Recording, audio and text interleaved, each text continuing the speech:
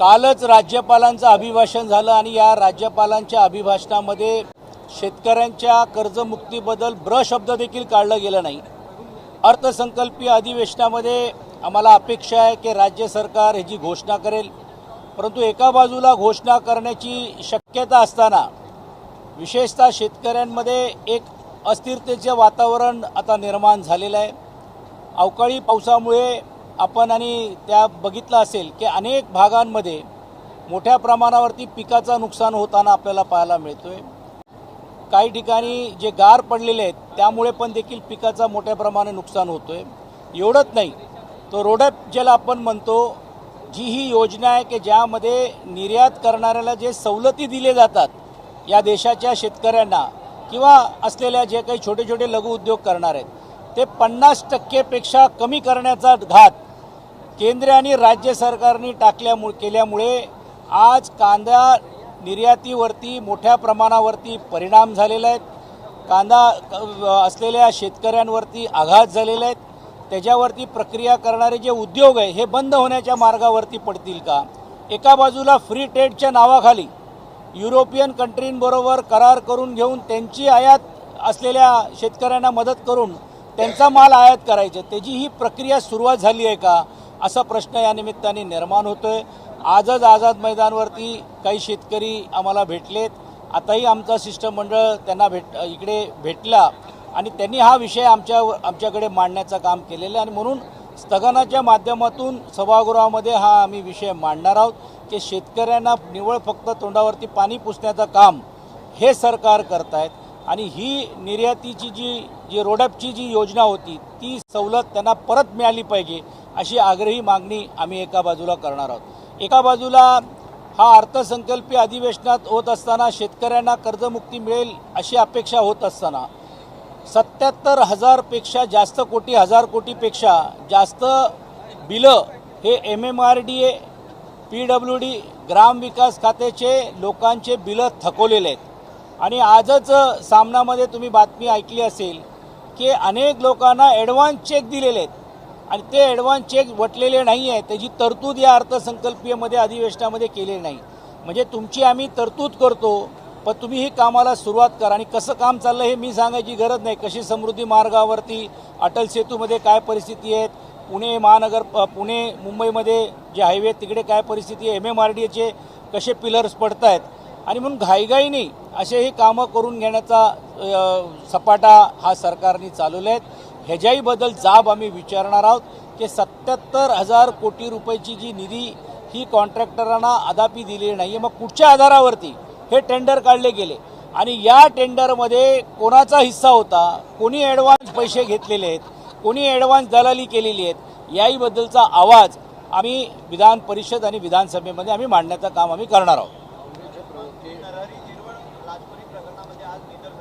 नाही, राज्याचे मुख्यमंत्री तर सर्वांनाच क्लीन चिट देत बसलेले आहेत। म्हणजे मला आश्चर्य वाटते की साधी चौकशीचा अहवाल आलेला नाही आहे पण मुख्यमंत्री सरळ सांगतात ह्याचा नाव आहे, ह्याचा नाव नाही आहे। मला असं वाटतं या बाबतीत पूर्ण चौकशी व्हायला पाहिजे। इकडे काय व्यक्तीबद्दल द्वेष नाही, जिरवळची एक चांगले काम करणारे एक मंत्री आणि कार्यकर्ते म्हणून घेऊन समाजामध्ये जरी असले पण त्यांच्याच कार्यालयाच्या बाहेर जर हे प्रकार होणं हे अत्यंत गंभीर बाब आहे आणि म्हणून याची सखोल चौकशी होऊन वस्तुस्थिती सभागृहामध्ये मांडली पाहिजे अशी आमची मागणी राहणार आहे।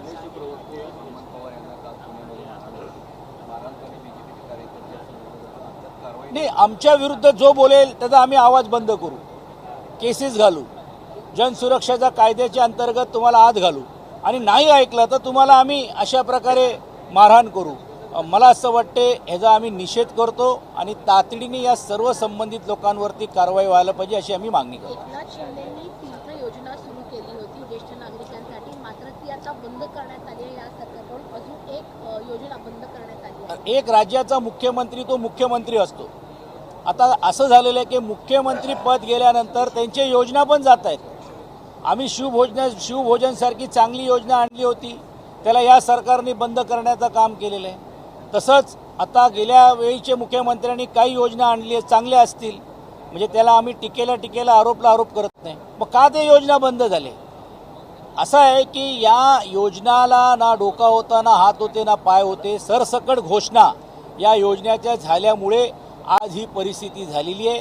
तीर्थक्षेत्रातली योजना असेल, सर्वसामान्य देवळांना अनुदान देण्याच्या बाबतीतली योजना असेल, पुजाऱ्यांना मानधन देण्याच्या बाबतीतलं असेल, अशा अनेक योजना जाहीर करण्याचं काम केलेलं आहे. पण त्याच्यात कुठची आर्थिक तरतूद नव्हती. अनेक महामंडळ आहेत वेगवेगळे समाजाचे, त्या महामंडळाला आता कंपनीचा दर्जा दिला जाईल असं राज्याचे मुख्यमंत्री सांगतायत. पण 1 रुपयाची पण तरतूद या अधिवेशनामध्ये होईल असं आम्हाला वाटत नाही. म्हणजे निवळ फक्त घोषणा करायची, त्या समाजाला त्या घटकाला खुश करण्यासाठी घोषणा करायचं, मात्र कृतीतून काही करायचं नाही, असं हे सरकारचं काम चाललेलं आहे. सर, समृद्धीवर एक घटना समोर आली आहे. समृद्धी महामार्गावर अनेक स्टॉल्स जे आहेत ते लागू लागले आहेत. आधीच तिथे ऍक्सिडेंट्स होत होते, मात्र आता स्टॉल्स लागल्याने गाड्या देखील तिथे थांबून ट्रॅफिक जॅम देखील शक्यता आहे. खरं तर फूड मॉल कोणाच्यासाठी थांबलेले आहेत, कोणाचे टेंडर आहेत, फूड मॉल कोणाला देण्यासाठी हट्टास काही लोकांचा तिकडे चाललेला आहेत. आणि तुम्हाला आश्चर्य वाटेल की प्रत्येक 30-40 किलोमीटरवरती एक फूड मॉलची 50 किलोमीटरवरती व्हायला पाहिजे. आता तो निकष बदली करून आपल्या चेलेपेल्यांना तिकडे त्यांची सोय व्हावी, त्यासाठी हे टोलचे असलेले फूड मॉल हे काही लोकांना इन ॲडव्हान्समध्ये सांगण्यात आलेले की तुला इकडचा देतो, तुला तिकडचा देतो. आणि आज सरकारमध्ये एक वाक्य नसल्यामुळे पूर्ण रीतीने ते फूड मॉलच्या प्रक्रियेबद्दल किंवा टेंडरबद्दल स्थगिती आलेली आहे. ही माझी अंतर्गत माहिती आहे. आणि चेलेपेलेंना मदत करण्यासाठी हे फूड मॉल थांबवले गेले, त्यामुळे ह्या गोष्टी होत आहेत.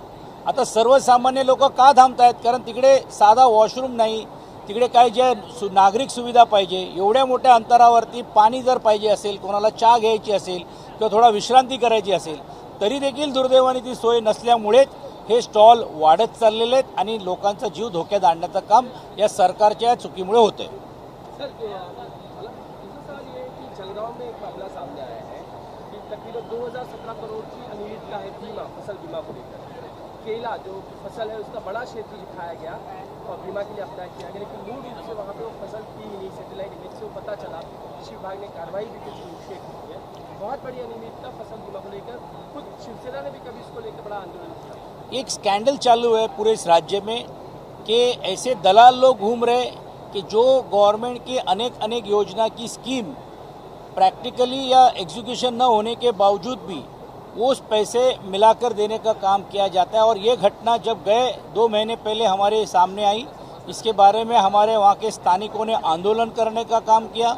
सभी पार्टी के दलों के लोगों ने, विपक्ष ने भी उसके बारे में आवाज़ उठाने का काम किया और आज उसकी जांच हो रही है। लेकिन ये सिर्फ एक घटना नहीं है जलगांव में हो, धुले में हो, 40 गाँव में हो, ऐसे असंख्य घटना हो रही है और सरकार चुप्पी देने का काम कर रहे हैं। और सरकार का पैसा नहीं है, ये सर्वसामान्य टैक्स पेयर का पैसा है और इसलिए इसके बारे में भी आवाज़ उठाने का काम कर रहे हैं। जुड़ा हुआ एक मामला है कि मुंबई एयरपोर्ट पर खासकर वहाँ पे जो टैक्सी वाले हैं, बाकी लोगों को नमाज पढ़ने की सुविधा कभी टेम्परेरी शेड में थी, लेकिन वो हटा दिया गया। फिर से मांग उठी कि इसे चालू कर दिया जाए। नहीं, कोई गैर नहीं है, क्योंकि आज वो पूरे दिन भर में वो एक ही जगह पे खड़े रहते, ना वो कहाँ वहाँ से कोई मंदिर जा सकते, ना कोई मस्जिद जा सकते। इसीलिए सिर्फ उनके लिए नहीं, लेकिन जो धार्मिक लोग जो ऐसी अगर मांग करते तो कुछ वक्त के लिए, और इस रमज़ान के महीने में मुझे लगता है कि टेम्पररी ऐसा देने के लिए कोई दिक्कत नहीं है। लेकिन राज्य में और मुंबई में क्या चल रहा है, बांग्लादेशियों के नाम के ऊपर फेरी वालों के ऊपर कार्रवाई की जा रही है। अब महापौरों का काम बांग्लादेश हटाओ, तो केंद्र और राज्य सरकार क्या कर रही है? और मेरी और जानकारी ऐसी है कि जिन लोगों को डिपोर्ट किया जा रहा है, 1-1.5-2 महीने में वो लोग इधर उधर से करके वापस अपनी जगह पे आ रहे हैं। तो क्या कर रही है केंद्र की सरकार और राज्य की सरकार? खासकर किरीट सोमैया मालेगांव जाते हैं एसआईआर के नाम पर कि वहाँ पे जो इलीगल बांग्लादेशी वहाँ को हटाएंगे, वहाँ के टेंशन खड़ा हो सकती है क्योंकि वहाँ के लोगों ने विरोध किया। देखिए, बांग्लादेशियों को हटाने के लिए किसी का विरोध नहीं है, लेकिन बांग्लादेशियों के आड़ में एक मुस्लिम समाज को टारगेट कर और समाज में कटुता निर्माण करने का एक एजेंडा कुछ लोग चला रहे हैं और इसलिए वो घूम रहे राज्य भर में। लेकिन राज्य भर में क्या स्थिति है, क्या नहीं है, आपने देखा नाशिक में जब उनको पत्रकारों ने पूछा तो उनकी बोलती बंद हुई। महाविकास आघाडीमध्ये काहीचा समन्वय नाही का? कारण एक पहिली पत्रकार परिषद झाली अधिवेशनाच्या आधी, तेव्हा राष्ट्रवादी काँग्रेसचे नेते उपस्थित नव्हते। आज सकाळी आंदोलनाच्या आधी पायऱ्यावरच्या बैठक झाली, त्याच्यात नव्हते। आंदोलनात पण अगदी तुमच्या पक्षातले 1-2 आमदार उपस्थित होते। समन्वय नाही आहे की एकत्रित महाविकास आघाडी? नाही, तसं नाही आहे, थोडी विस्कळीत परिस्थिती हे तुमच्या समोर जरी येत असेल तर तशी परिस्थिती नाही। कोऑर्डिनेशन हा 1-2 दिवसामध्ये निश्चितपणे होईल. काल पण जे मुख्यमंत्री बोलले की विरोधी पक्षामध्ये राष्ट्रवादीचे माजी आमदारांची सही घेतली. मला आपल्या माध्यमातून खुलासा करायचा आहे. ते माजी आमदार मिलिंद कांबळे सध्या राष्ट्रवादी काँग्रेस पक्षाचे मुंबईचे प्रभारी अध्यक्ष आहे आणि म्हणून पक्ष म्हणून त्यांची सही घेतली गेलेली आहे, की माजी आमदार म्हणून घेतली गेलेली नाही आहे. एक आजही देखील सकाळी काल दादांचा शोकसभा होती, त्याच्यानंतर आमची बैठक होणार होती, परंतु माननीय राज्यपाल महोदयांच्या उपस्थितीमध्ये तो कार्यक्रम सर्वच आमदार तिकडे उपस्थित असल्यामुळे ती बैठक आज आमची सकाळची झाली नाही, कारण उशिरापर्यंत चालली. मला असं वाटते आज 1 दिवसामध्ये तो कोऑर्डिनेशन आमच्या निश्चितपणे होईल आणि सर्वजण मिळून ताकदीने या विरोधी पक्ष या नात्याने या सरकारला घेरण्याचं काम आम्ही करू.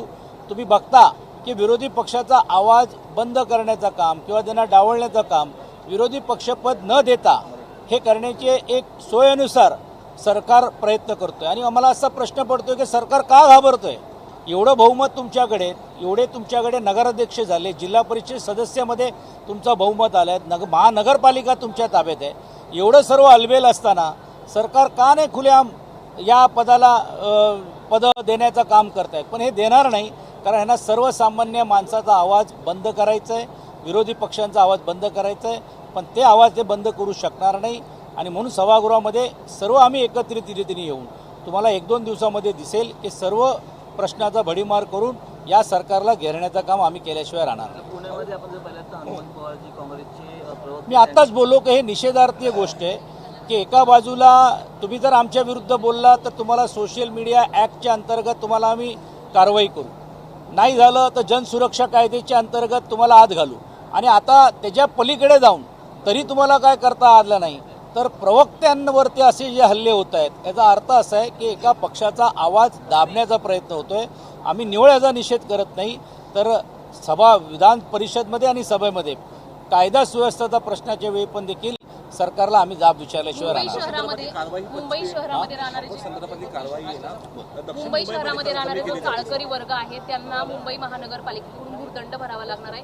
जी वाहनं आहेत त्यांना त्यांच्या विभागामध्ये पार्किंग करता येणार नाही.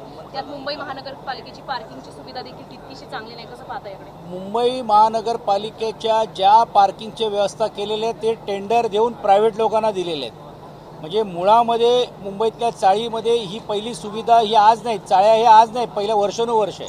पण टोळेजंग इमारतींना त्रास होतोय म्हणून अशा ज्या चाळीच्या लोकांवरती जर कारवाई करण्याची भूमिका जर ते घेत असेल तर आम्ही रस्त्यावर उतरून त्याला विरोध करू. कारण तुम्ही पर्याय द्या ना, का नाही तुम्ही पर्याय देत आहे?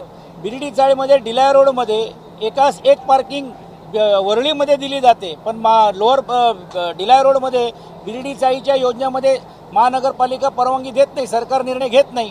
मग टोळेजंग इमारतींच्या देखरेखसाठी आणि त्यांच्या गाड्या येण्या जाण्यासाठी मग VIP मुवमेंट करण्यासाठी जर असं ते करत असतील ते अन्यायकारक आहे. आमचं म्हणणं आहे की जेवढे पार्किंग लॉट आहे तुम्ही मोफत करा ना.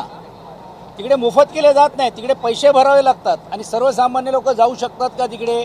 मोठमोठे लोकांच्या गाड्या, त्यांच्या सोसायटीच्या गाड्यांचे ठेके काही लोकांनी वर्षाचे देऊन केलेले आहेत. आणि म्हणून महानगरपालिकेने पहिली ही व्यवस्था करावी, मगच कारवाई करावी. आपण जो प्रश्न या निमित्ताने बोललेले आहेत की बांगलादेशीच्या नावाखाली कष्टकरी करणारे असलेल्या फेरीवाल्यांवरती कारवाई करणं हे अयोग्य आहे. आज फेरीवाल्यांमध्ये लायसन्स होल्डर्स पण आहेत, फेरीवाल्यांमध्ये आपल्याला सर्व जाती धर्माचे लोक मिळत आहेत. हे उपनगर, दादर, भेंडी बाजार या सर्व ठिकाणी केले जात आहेत. निवळ उपनगरामध्ये नाही, सर्वच भागांमध्ये तक्रारी येत आहेत. पण हे जाणून बुजून निवळ बांगलादेशीच्या डोळ्यासमोर ठेवून फेरीवाल्यांवरती घात यासाठी घातलं झालं आहे की सर्वसामान्य मुंबईकरांचे हाल व्हावे. कारण जे श्रीमंतांचे जिकडे लागलेले जे स्टॉलच्या पाठीचे असलेले दुकान आहेत, हे दुकान आणि हे व्यापाऱ्यांना संरक्षण देण्यासाठी या फेरीवाल्यांच्या विरुद्ध कारवाई करण्याचा डाव हा सरकार आणि महानगरपालिका करतायत. पंतप्रधानांना या संदर्भातील स्वनिधी 10,000 रुपयाचं कर्ज दिलेलं आहे फेरीवाल्यांना. हो, गेल्या वर्षी प्रत्येकांना प्रमाणपत्र देऊन 10,000 रुपयाचं कर्ज देण्याचं काम, आणि त्याच्यामध्ये सर्वात मोठी आघाडी ही भारतीय जनता पार्टीच्या कार्यकर्त्यांनी घेतलेली आहे. मग आज त्या भारतीय जनता पार्टीचे कार्यकर्ते कुठे झोपलेले आहेत? माझा तर फेरीवाल्यांना प्रश्न आहे, म्हणणं आहे की तुम्ही ज्या लोकांकडनं 10,000 रुपये घेतले कर्जाच्या माध्यमातून त्यांच्या कार्यालयाला जा आणि त्यांना जाब विचारा का ही आमच्यावरती कारवाई केली जाते. राज्यसभा चुनाव को लेकर टेबल जो है आपके पास शायद एक ही आपको मिल सकेगी। ऐसे में क्या कोऑर्डिनेशन आप लोग के बीच है? नहीं, इसमें हमारे नेता ने ऑलरेडी ये क्लेम या ऑलरेडी बात की है, लेकिन मुझे ऐसा लगता है कि सभी विपक्ष के दल के लोग साथ में बैठेंगे, क्योंकि कल अगर वो सीट लड़ानी है तो हमको हमारे मित्र पक्ष की भी हमको मदद लगेगी। कल हमारे मित्र पक्ष को अगर लड़ानी है तो उनको हमारी भी जरूरत लगेगी। तो मुझे लगता है कि एक दो दिन में ये कोऑर्डिनेशन साथ में सब लोगों का होगा, एक साथ बैठकर चर्चा करके निर्णायक दृष्टिकोण से राज्यसभा में कौन लड़ेगा, आगे आने वाले विधान परिषद में कौन लड़ेगा, उसके आगे के जो राज्यसभा आएगी उसमें क्या होगा, ये सब चीज़ की चर्चा जल्द से जल्द की जाएगी। धन्यवाद।